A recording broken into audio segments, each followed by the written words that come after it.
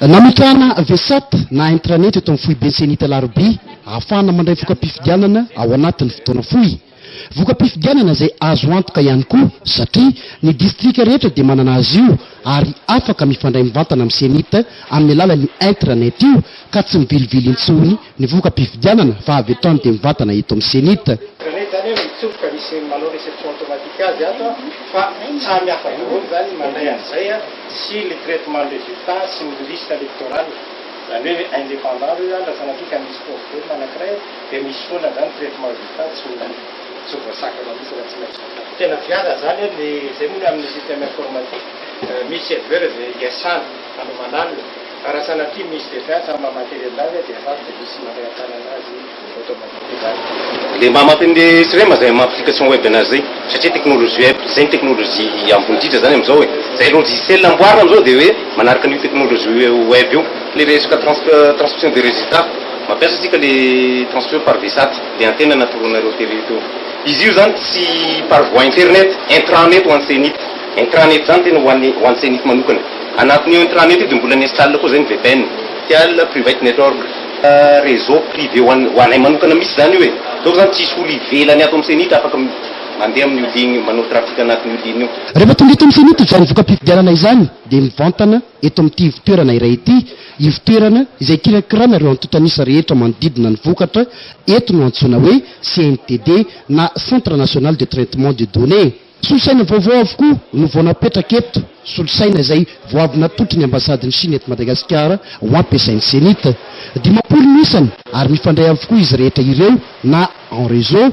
10 ireo olona ampiodina azy izay vao avy nahazo fiofanana. Eto irery ihany no ahafahana mikirakira ny voka-pifidianana rehetra fa tsy misy intsony any amin'ny faritra mba hialana amin'ny fakapanahy hanao ratsy. Sambany tsika no anao ny saisie rehetra ny résultat aty Antananarivo aty amin'ny CNTD. Raha taloha izy io dia natao eny anivon'ny district. Maninona moa zay voalohany indrindra mba hialantsika aloha amin'le hoe raha misy fahasimbana ny logiciel ny toerana natapaka ny jiro dia ho tara le voka-pifidianana dia apisy an'ilay fimelomenona ny rehetra. Ny faharoa koa zany raha mbola lefa teknisiana zany zahay dia mbola elaela koa vao tonga any. Ny faharoa ny fahatelon'izay koa dia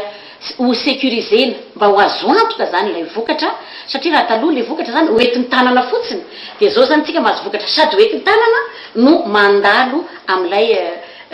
PV scanné zay nolazaiko teo dia ao amin'le grande salle moa zany no ametrahanay le hoe commission d'exploitation misy 6 provinces zany no hipetraka amin'izay lafin'izay dia le 6 provinces zay mizara par région. Ny PV rehetra avy any amin'ny bureau-pifidianana no tonga aloha eto amin'ny senita avy amin'ity intranet ity PV zay vao avy notarafina na noskanena ka io no ahafahan'ny senita hamoaka voka-pifidianana vonjimaika fa ny mpitsara filohan'ny CRMV kosa no hitondra ny tanana ny PV antsoratra na PV réel. Tsy misy afa-tsy ilay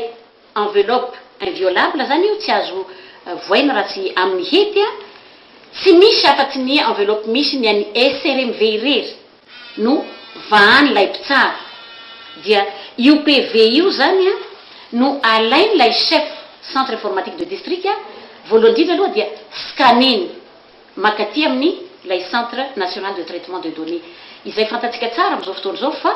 ny 119 district eran'ny Madagasikara dia misy an'ilay intranet intersection zany dia misy transmission ary sécurisé io avy any amin'ny ilay scanena azy avy any amin'ny SRMV zany makaty amin'ny centre informatique de district. Izay circuit zay zany dia ataontsika hoe zaraintsika roa. Ny circuit voalohany zany andehanan'le PV raha avy amin'ny bureau de vote za teo atao amin'ny SRMV ity zany le circuit anankiray zay andehanany mandalo atao amin'ilay intranet makaty amin'ny Centre National de Traitement de Données. Nanome tokony senita araka izany fa azo ialana ny osoka amin'ity fifidianana ity indrindra noho ny fampiasana ny sirem izay natao ary fomba amin'izany tanteraka. Misy amin'ireo olona reo zany olona ivelany zay koa ataoko hoe mirecrutenay dia tsy mahazo reo zany manomboka amin'ny 25 dia tsy mahazo mamoa ny telefôny na mampiasa ny telefôny zany rehefa miditra ato tsy mahazo mitondra clé USB ary dia ho savaina zany zay miditra ato ity amin'ity ny observateur moa zany no nangataka taminay hoe ahoana ny ataonareo fa dia ity trano misy itsika ity zany zao dia hoidianay complètement koa satria dia tsy ho azon'izany izy ivelany intsony afa-tsy ny équipe de sécurisation zay fixe zany ary ivelany ary zay efa nifanarahanay tamin'ny ministeran'ny tompon'andraikitra zany force zany mba hiarovantsika zany inona moa no arovantsika ny arovantsika nge de le lazaina zay hoe raha misy olona mahay manao an'izany virus zany ka maty le tsy hay zany virus zany ny zavatra mora aparitaka na mora ampidiriny ka hialana an'izay zany dia anisan'le sécurisation afaka manalany ihany ireo candidat amin'ny alabaty ihany koa ny fisiny ireo ordinateur ireo zany am'izao fotoana zao zay andraisany an'ilay résultat dia vao napetraka reo ka okatsika zany mba tsy hiainy loatra n'ilay tsavo marina fa mahatsara zavatra izy reny nanatsarana izy zavatra ihany koa kanefa ilay zanaty zany aza dia zay ataon'ny senita dia manome toky fa fifidianana ny voantsika amin'ny crise ny fifidianana ataontsika fa tsy fivoana tsy fifidianana